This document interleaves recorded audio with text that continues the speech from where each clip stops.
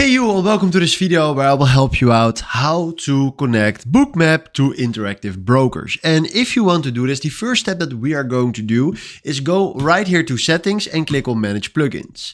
Then right here we go down, and there we have it, interactive brokers. But right now, if you can see right here, the text is light gray.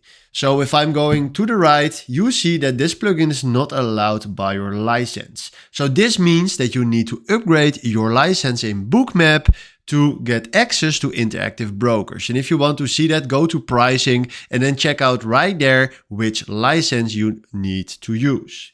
Then after that, we go right here to Bookmap. So once you purchased the great or the good license, you can install it right here. So do that. And then once you installed it, click on the cross, go to connections, configure, and then click on add connection. So we can add another connection.